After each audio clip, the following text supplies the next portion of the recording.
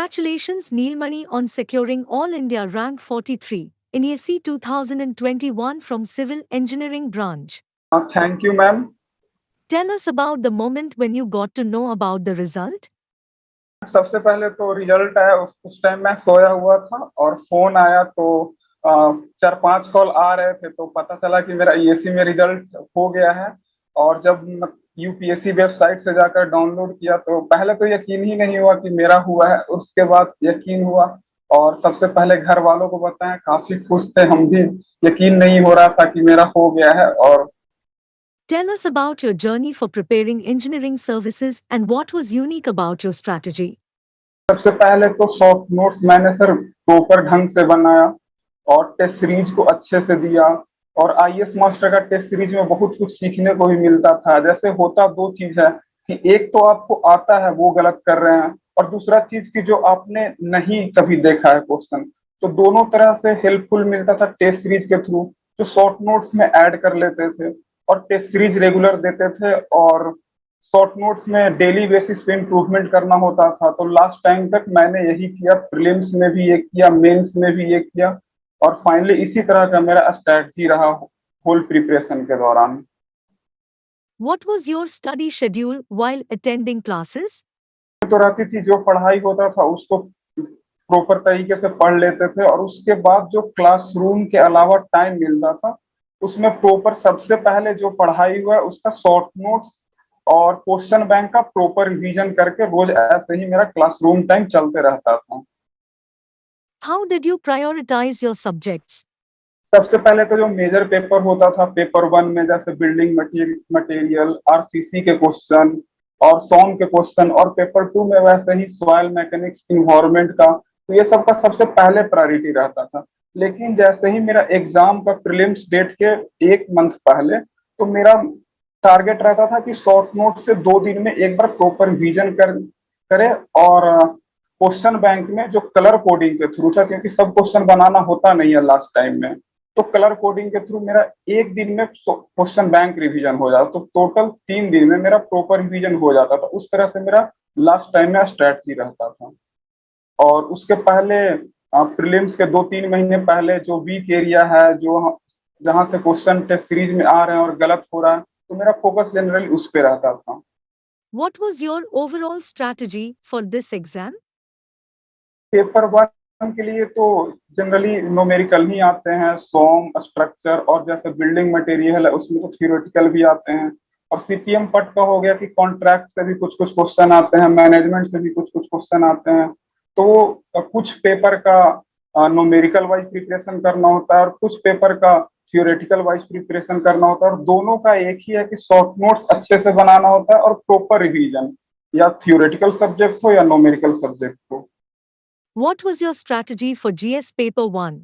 सबसे पहले मैं एप्टीट्यूड और मैथ को अच्छे से पढ़ा था, ताकि जितने भी क्वेश्चन है उसमें मैक्सिमम अटेम्प्ट हो जाए। जैसे एवरेज 20 से 25 क्वेश्चन आते थे उसमें, तो मेरा मैक्सिमम फोकस रहता था कि उसको सही करना है। और बाकी का जो क्वेश्चन रहता था तो उसको जो क्लास में जो पढ़ाया गया नोट्स था, और जैसे लगता था कि नहीं नोट्स से मतलब कॉन्फिडेंस नहीं आ रहा, क्योंकि पेपर 2 ऐसा था ही, तो उसमें प्रॉपर बुक के जरिए जितना भी रिवीजन हो पाता था, तो एग्जाम में सही होने का प्रोबेबिलिटी मैथ एप्टी के अलावा ज्यादा रहता था। उस पे वैसे ही वर्क करना पड़ता था कि एलिमिनेशन ऑप्शन से पेपर 2 का।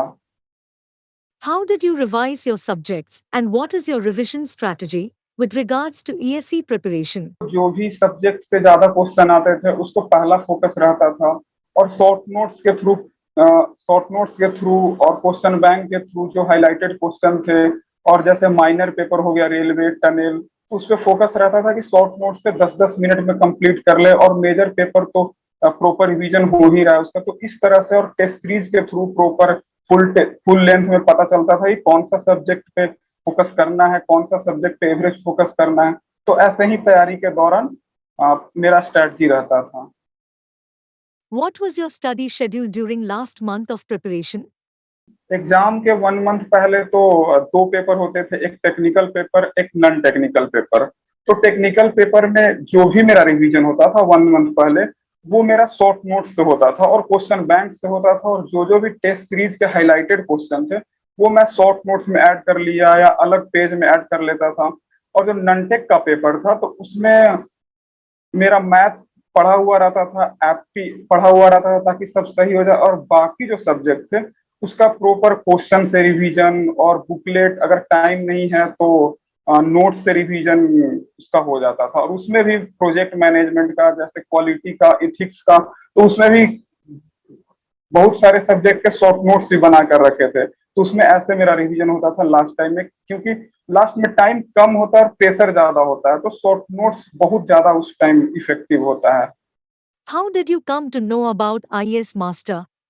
जो भी सिविल के फैकल्टी थे तो वही बताते थे कि आईएएस मास्टर बेस्ट कोचिंग है, उसका क्लासरूम प्रोग्राम अच्छा है, टेस्ट सीरीज तो है ही अच्छा, और उसमें मतलब जितना भी, और उसका पोस्टल प्रोग्राम बहुत अच्छा है। तो उसके थ्रू, और सोशल मीडिया पे फेसबुक के थ्रू पूछते थे दोस्त से, क्योंकि हम लोग का इंटरेक्शन बहुत कम होता था, तो जो जो भी ईएस निकाले हुए थे प्रीवियस में, तो उनसे फेसबुक के थ्रू पूछते थे हम लोग कि सर कौन सा कोचिंग बेस्ट है मेरे लिए, मेरा कॉलेज बैकग्राउंड खराब है। तो बोले कि आईएएस मास्टर में ऐसा कुछ नहीं है, वो बेसिक से पढ़ाते हैं, कॉलेज कुछ नहीं मैटर करता है, अगर तुम वहां पे चले गए तो बहुत ही बेसिक से पढ़ाई होता है। और वैसे सर मेरा भी बेसिक तो कॉलेज टाइम खराब था, लेकिन यहाँ आने के बाद वैसा कोई फील नहीं हुआ कि हम आईआईटी से हैं या नहीं है, एनआईटी से हैं या नहीं है। तो कॉलेज कोई भी मैटर नहीं किया कि आपका बेसिक कैसा है, क्योंकि यहाँ पे स्टार्टिंग से ही बेसिक से पढ़ाया जाता है, बेसिक से अपर लेवल तक, तो वैसा कोई दिक्कत हुआ नहीं। How did IES Master classroom environment benefit you? पहले तो क्लासरूम ज्वाइन किए तो उस समय मेरा बेसिक एम रहता था कम्पिटिटिव एग्जाम को फोकस करना था। लेकिन क्लासरूम में जैसे घनश्याम सर हैं, आयुष सर हैं, कंचन सर हैं, तो हमेशा आईएएस एग्जाम के बारे में मोटिवेट करते रहते थे कि ऐसे ऐसे प्रिपरेशन करना है। कई कई गलत जगह पे टोकते भी थे कि नहीं ऐसे नहीं करना है। हम लोग कई बार पर्सनली डाउट सोल्विंग के दौरान पूछते भी थे कि सर हम लोग तो खराब बैकग्राउंड से हैं तो कुछ होगा भी नहीं, तो काफी हेल्पफुल करते थे। और डाउट सोल्विंग या प्रॉपर समझाने में कि जैसे ईएस एग्जाम के तैयारी के दौरान कि कैसा प्रिपरेशन करना चाहिए, क्या गलत है क्या सही है, सब तरह से हेल्प होता था। और खास करके टेस्ट सीरीज के दौरान तो नंबर ही बहुत कम आते थे, लेकिन उसमें भी सर लोग मोटिवेट करते थे कोई बात नहीं, धीरे धीरे धीरे अच्छा हो जाता है, क्योंकि मेरा स्टार्टिंग में बहुत खराब मार्क्स आता था। How is your experience with IES Master Test Series? Classroom का जो टेस्ट सीरीज होता था तो वो सबसे पहले देते थे, तो उसमें बहुत ज्यादा खराब मार्क्स आता था। तो शुरू में स्टार्ट में समझ में नहीं आ रहा था क्या किया जाए, तो लेकिन जो धीरे धीरे जो नंबर, जैसे मेरे 75 मार्क्स 80 मार्क्स आते थे टेक्निकल में 300 में, तो लगता था कि नहीं होगा, लेकिन सर लोग बताते थे कि कोई बात नहीं, इम्प्रूव करते जाओ। तो मेरा जैसे जैसे स्मॉल स्मॉल इम्प्रूव होते गया, वैसे वैसे कॉन्फिडेंस भी बढ़ते गया। और टेस्ट सीरीज से ये बात भी सीखने को मिली कि वीक एरिया क्या है, स्ट्रॉन्ग एरिया क्या है, कौन से एरिया पे फोकस करना चाहिए। क्योंकि जो टेस्ट सीरीज होता था वो पूरा कभी इजी आ जाता था, कभी हार्ड आ जाता था, तो उससे मतलब हर एक टाइप का प्रेशर झेलने का तरीका पता चल गया था कि अच्छा ऐसे टेस्ट आया तो हिम्मत नहीं हारना है, स्टार्टिंग में अच्छे से करना है, नंबर किसी भी तरह से आने चाहिए। क्वेश्चन अगर हार्ड हुआ तो कोई बात नहीं, कम ही नंबर आएंगे, लेकिन हमेशा ये चीज सीखने को मिलता था कि इम्प्रूव करते रहना चाहिए, क्योंकि आईएएस मास्टर का एक लेवल पे होता था टेस्ट सीरीज, तो अब लेवल पे होता था, तैयारी भी नहीं होता था उतना, तो नंबर भी नहीं आ पाता था। तो उससे पता चलता था कैसे प्रिपरेशन करना चाहिए, कैसे नहीं करना चाहिए। तो टेस्ट सीरीज काफी हेल्पफुल था मेरे लिए। How did you handle pressure in exam hall? Examination hall में जाने के पहले बहुत लोग बुक लेके भी पढ़ रहे होते हैं, मेंस हो या प्रीलिम्स हो, तो उससे प्रेशर बहुत ज्यादा आता है। तो हम उस जगह से हट जाते थे कि यहाँ पे रहना नहीं है, नहीं तो प्रेशर में आ जाएंगे। और जैसे ही एग्जाम हॉल में पेपर मिलता था तो सबसे पहले वो क्वेश्चन जैसे अटेम्प्ट करना शुरू किया कि जो जो इजी क्वेश्चन थे उसको पहले बना लेना है, उसके बाद सेकंड अटेम्प्ट में फिर से जो थोड़ा सा हार्ड क्वेश्चन है उसको अटेम्प्ट करना है, थर्ड क्वेश्चन में जो और हार्ड है उसको क्वेश्चन अटेम्प्ट कर लेना है। तो टोटल मेरा 3 to 4 टाइम्स एक बार नजर चले जाता था कि कौन से क्वेश्चन। तो मतलब बेसिक एम यही रहता था कि 3 आवर्स में मेरा कैसे भी करके मार्क्स को मैक्सिमाइज करना है। Tell us about your native place. मेरा sir net fifth place Bihar में गांव से हुआ, जहानाबाद डिस्ट्रिक्ट में जटपुरा गांव से मेरा नेटिव प्लेस है।